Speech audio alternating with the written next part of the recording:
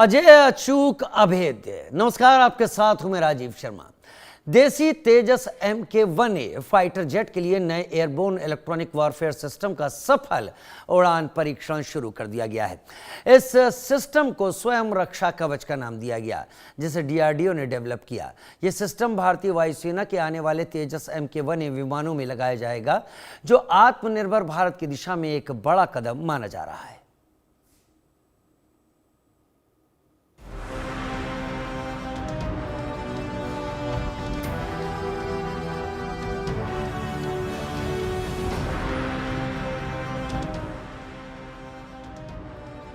तेजस को मिला अदृश्य कवच, दुश्मन के रडारों को देगा चकमा। स्वयं रक्षा कवच बनेगा तेजस की ढाल, गन टेक्नोलॉजी का हुआ इस्तेमाल। DRDO का SRK सिस्टम दुश्मन के रडार को करेगा फेल। भारतीय वायुसेना को तय समय से लगभग एक दशक पहले ही स्वदेशी स्टील्थ फाइटर जेट मिलने की जगी उम्मीद। DRDO ने नए इलेक्ट्रॉनिक वॉरफेयर सिस्टम की फ्लाइंग टेस्टिंग की शुरू। SRK यानी स्वयं रक्षा कवच के नाम से जाना जाएगा ये सिस्टम स्वदेशी हल्के लड़ाकू विमान तेजस में किया जा रहा फिट। दुश्मन के रडार को SRK देगा चकमा, यानी DRDO ने देसी तेजस हल्के लड़ाकू विमानों को ही स्टील्थ क्षमता से लैस करने का इंतजाम कर दिया है। स्टील्थ टेक्नोलॉजी का मतलब है कि ऐसे लड़ाकू विमान दुश्मन के रडारों और मिसाइलों को चकमा देने में सक्षम हो जाते हैं और उनके लिए इसकी भनक तक लगा पाना मुश्किल हो जाता है। AMCA की तरह ही अमेरिकी F-35 और रूसी Su-57 पांचवी पीढ़ी वाले ही स्टील्थ फाइटर जेट हैं, जिनका दुनिया भर में डंका बजता है। DRDO ने इस प्रोजेक्ट पर 2021 में काम करना शुरू किया था, जिसे सेंटर फॉर एयरबोर्न सिस्टम बना रहा है। इसका मकसद भारतीय वायुसेना की इलेक्ट्रॉनिक वॉरफेयर क्षमता को मजबूत करना है। पहले के सिस्टम की तुलना में SRK यानी स्वयं रक्षा कवच कई गुना एडवांस और सटीक है। ये तेजस MK-1A को डिजिटल शील्ड देगा, ताकि वो किसी भी तरह के हवाई खतरे से खुद को सिक्योर कर सके। स्वयं रक्षा कवच सिस्टम तेजस विमान को दुश्मन के रडार, मिसाइल और इलेक्ट्रॉनिक हमलों से बचाने में मदद करेगा। इस सिस्टम में रडार वार्निंग रिसीवर, चॉफ और फ्लेयर डिस्पेंसर सिस्टम और जैमर पॉड लगे हैं, जो दुश्मन के रडार सिग्नल को पहचान कर उन्हें जाम कर सकते हैं। नया SRK सिस्टम ज्यादा ताकतवर और तेज है। इसमें डिजिटल रेडियो फ्रीक्वेंसी मेमोरी यानी एडवांस टेक्नोलॉजी का इस्तेमाल किया गया है, जो दुश्मन के सिग्नल ट्रैकिंग सिस्टम को कंफ्यूज कर सकती है। LCA तेजस MK-1A भारत का अब तक का सबसे एडवांस स्वदेशी फाइटर जेट है। अब जब इसमें स्वयं रक्षा कवच लगाया जा रहा है, तो इससे युद्ध के लिए ये और भी ज्यादा ताकतवर बन गया है। तेजस पहले से ही अपनी चतुराई और परफॉर्मेंस के लिए जाना जाता है, और अब नए सिस्टम की वजह से जंग के दौरान ये खासकर पायलट्स के लिए और भी ज्यादा सुरक्षित बन गया है। Bureau report, India news. दो खास मेहमान हमारे साथ इस वक्त जुड़े हुए हैं। हमारे साथ जुड़े हुए हैं Ravi Gupta sir, former director DRDO। बहुत स्वागत है रवि सर, समय निकालने के लिए और हमारे साथ जुड़ने के लिए। बड़े दिनों बाद आपको देख पा रहा हूं और बहुत अच्छा लग रहा है कि अब आज एक किताब खुलेगी जो हमारे दर्शकों को अपना वो पन्ना बताएगी जो पन्ना ज्ञान से भरा होगा। Major general retired PK Sehgal sir, senior defence expert के तौर पर हमारे साथ अक्सर जुड़ते रहे हैं और जब भी वो बातें रखते हैं तब डिटेल्ड होती हैं, उनके अनुभवों से जुड़ी हुई होती हैं। लेकिन क्योंकि DRDO इस स्वयं रक्षा कवच को टेस्ट कर रहा है, 2021 में शुरुआत की थी।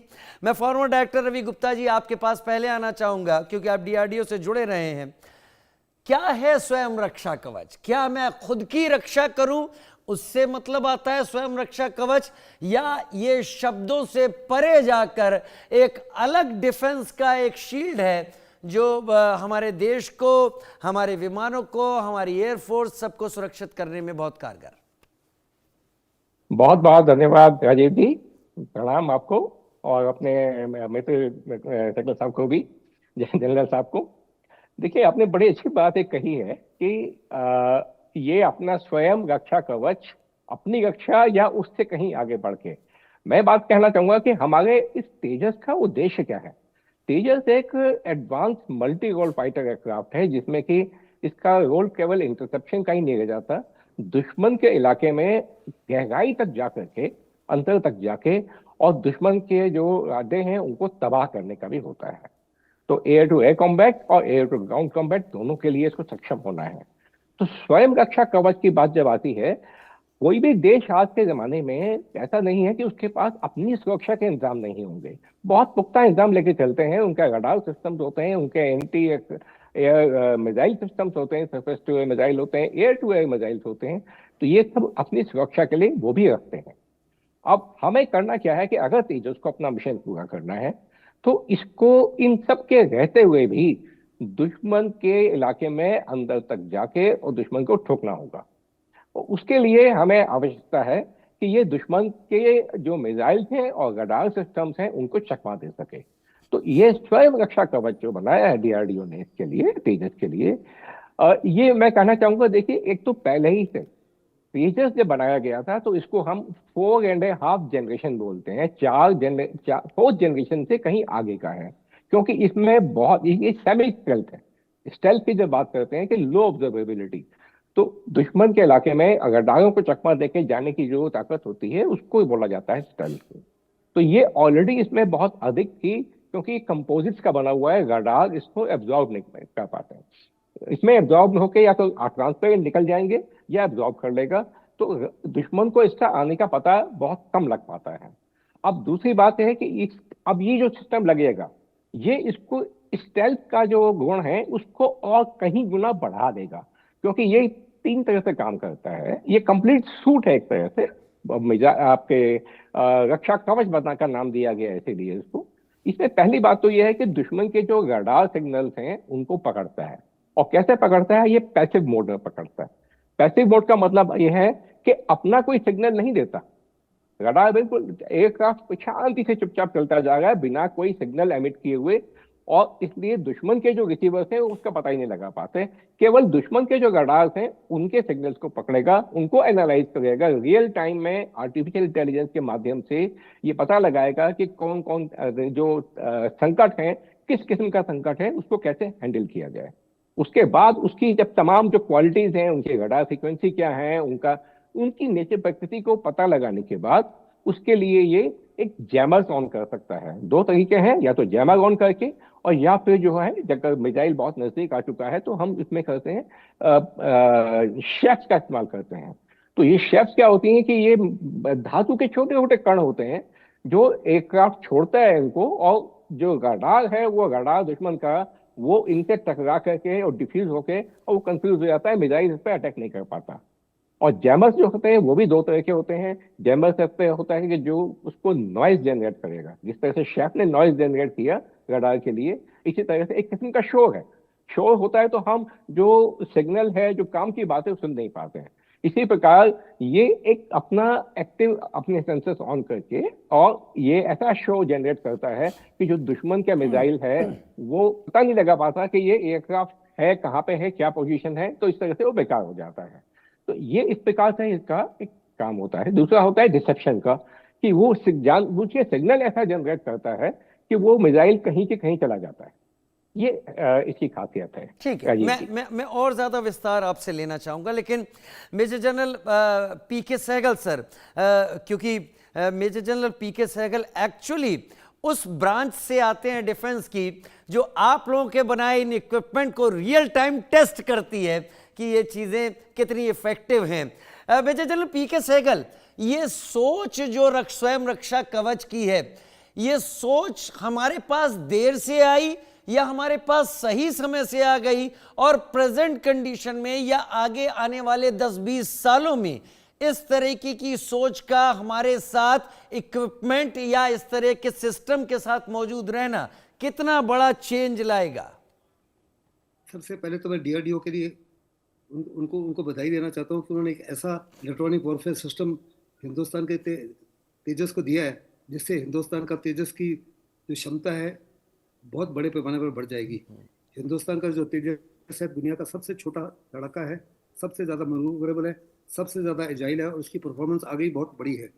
ये सेल्फ प्रोटेक्शन कवच जो है उसकी स्टेल्थ कैपेबिलिटी और अपने आप को बचाने की क्षमता में बहुत बड़ा उछाल आएगा।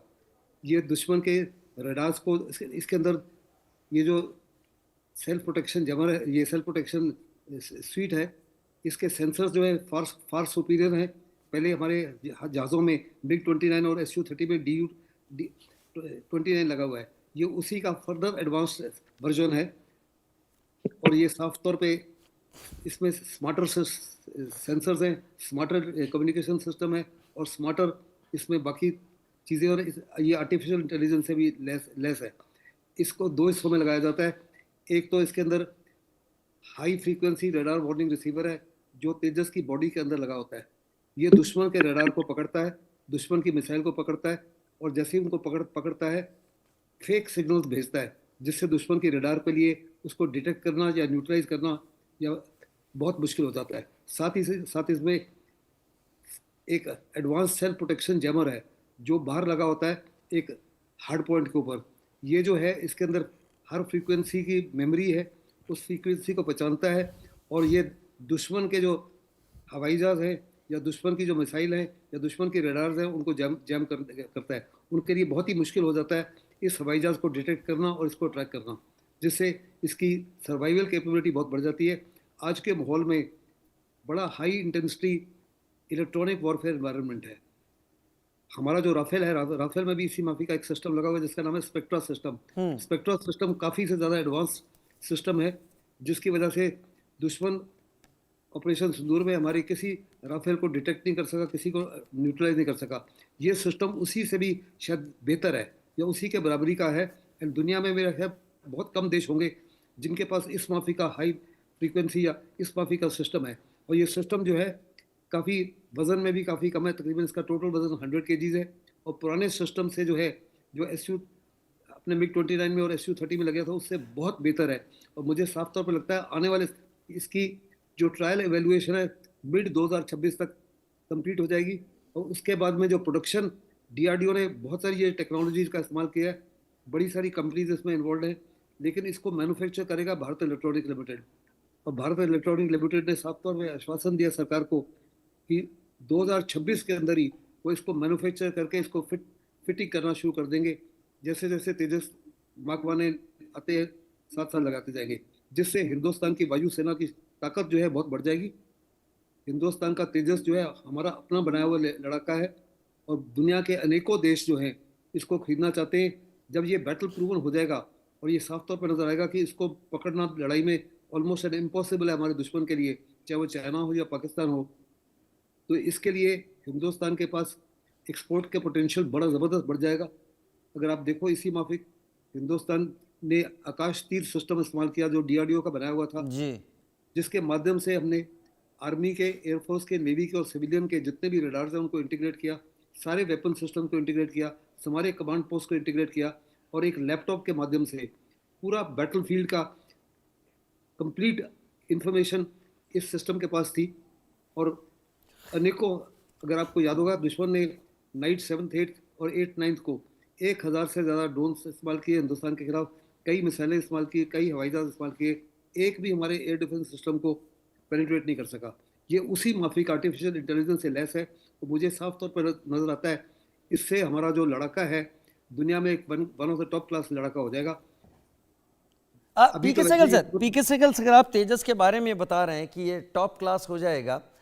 मैं थोड़ा आगे आपसे ही पूछ लूँ, रिवर्स चलता हूँ आपसे और फिर उसके बाद रवि सर के पास जाऊँगा।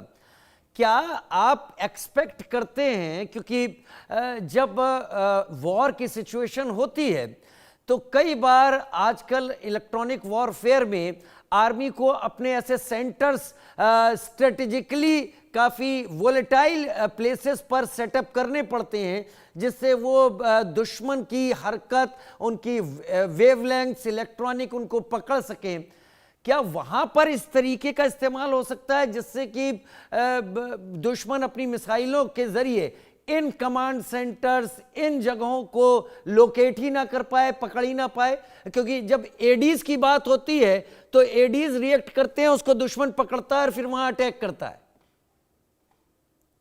वेरी इंटरेस्टिंगली, मैं आर्मी एयर डिफेंस का आर्मी एयर डिफेंस कॉलेज का हेड बनकर रिटायर हुआ। और आकाश तीर जो है हिंदुस्तान ने उस ऑपरेशन सिंदूर में कितनी बड़ी तरीके से इस्तेमाल किया, शानदार तरीके से, और कैसा इस्तेमाल किया हिंदुस्तान की सारी जनता जानती है। साथ ही साथ मैं पायलट भी हूँ, और पायलट को सर्वाइवल के लिए बहुत लाजमी है कि उसके पास ऐसे सेंसर्स हो, ऐसा इलेक्ट्रॉनिक और स्विट हो कि दुश्मन किसी प्रकार से उसको पकड़ ना सके। और इनकी फ्रीक्वेंसीज, पीस टाइम फ्रीक्वेंसीज अलग होती हैं, लड़ाई की फ्रीक्वेंसी अलग होती है।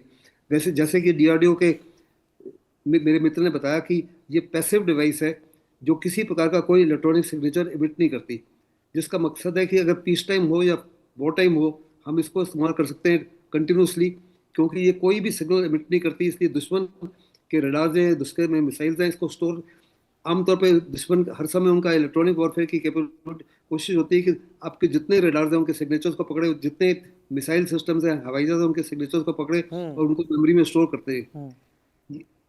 इस जहाज की ये बहुत बड़ी क्षमता है इस इलेक्ट्रॉनिक और सिस्टम की कि ये किसी प्रकार का सिग्नल को इमिट ही नहीं करता, क्योंकि सिग्नल इमिट ही नहीं करता, दुश्मन इसको स्टोर नहीं कर सकता, उसको पता नहीं कौन सी इसकी फ्रीक्वेंसी है। और जैसे कि मैंने कहा, ये high part frequency radar warning receiver है, दुश्मन की फ्रीक्वेंसीज को पकड़ता है।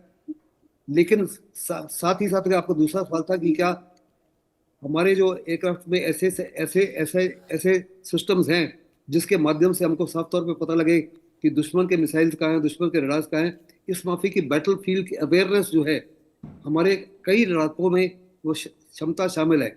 उसके लिए कुछ और सिस्टम लगाए जाते हैं जिससे कंप्लीट बैटल फील्ड की हेड अप डिस्प्ले में आपको बैटल फील्ड की, जैसे कि राफेल है, राफेल अगर जम्मू कश्मीर में उड़ रहा है तो उसको वेस्टर्न साउथ वेस्टर्न सेक्टर में, या आपके क्या कहते हैं राजस्थान सेक्टर में, जो गुजरात सेक्टर में क्या हो रहा है, battle picture, air battle picture, वो सब पता है इसी माफी।